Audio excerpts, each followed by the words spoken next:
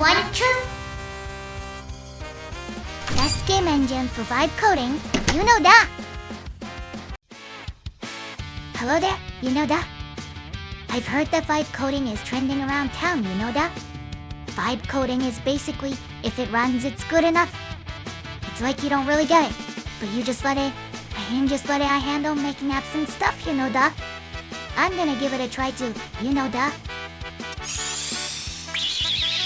As someone who's thorough and leaves no gaps, I first think about what's the best tool for vibe coding. Then, I'll brainstorm it out with AI, you know that. Tell me the level of simple games you think you can make, ones that require minimal effort on my end. Number guessing game. Randomly pick a number from 1 to 100 and guess it. Rock, paper, scissors game. Choose rock, paper, or scissors to battle the computer and determine win or loss. Tic-tac-toe. A3x3 board for X and O game. The computer places randomly. These all run on standard Python, so no installation needed. If you want to level up like adding a GUI, you can extend with Pygame, but that adds a bit more effort. Dreamcore, a Japanese AI game creation platform, has emerged, allowing game generation and sharing with just a smartphone. Huh? Is that so?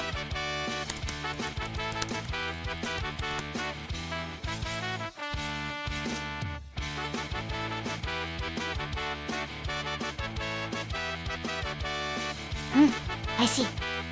Whoa, you can make games just by chatting, huh? And you can upload images to create them too, you know da. There seem to be some limits on what games you can make, but it's still amazing. But what I want to create is something a bit more polished than what this can do, you know da. Yeah, I think I want to go with game engine-based development, you know da. A game engine is software that bundles together all the functions you need to make games. Famous ones like Unity or Unreal Engine are the Godots.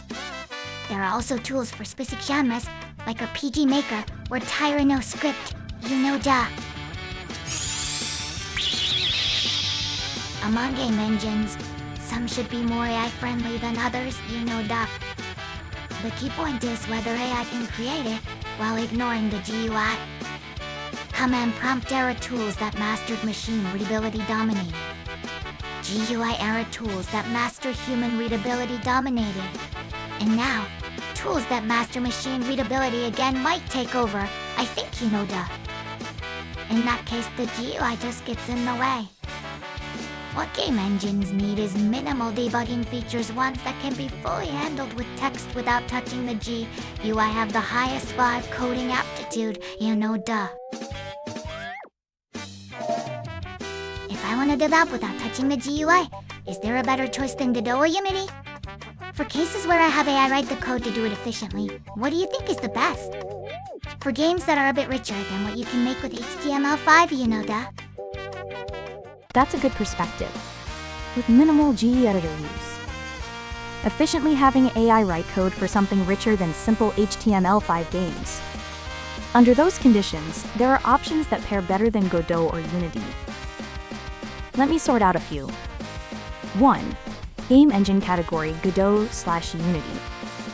There are quite a few parts that assume GUI operation, like scene or prefab management. However, a script-only style is possible, especially with Godot. Throwing in AI-generated code is easier with Godot, simple GD script.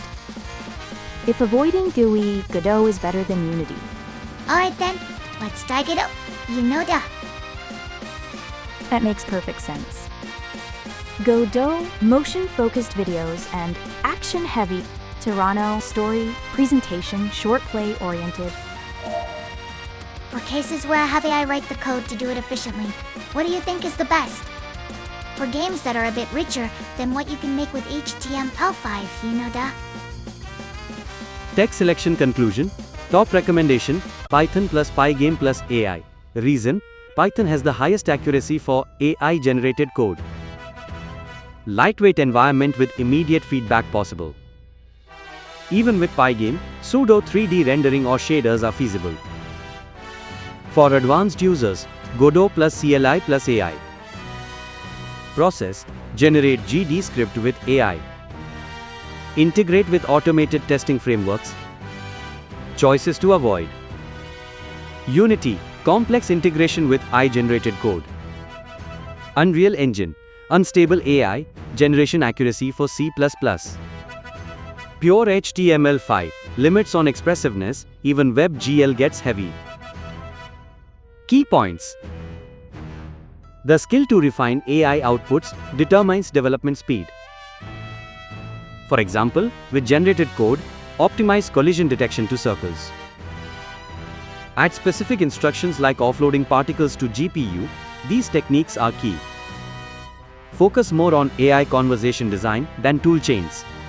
If I'm using AI-generated images as assets, would Python games still be good, duh? Pygame is overwhelmingly faster. Which is better for cross-platform releases, duh?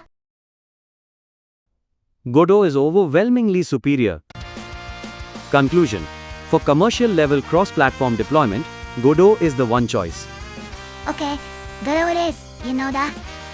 Up until now, things have aimed for no coding needed environments humans can intuitively operate, duh? GUIs are that, and the prime example is something like Game Salad, duh? Before I came along, these were evolutionary, at the forefront of democratizing engineering, duh? Now, with AI's coding abilities surpassing humans.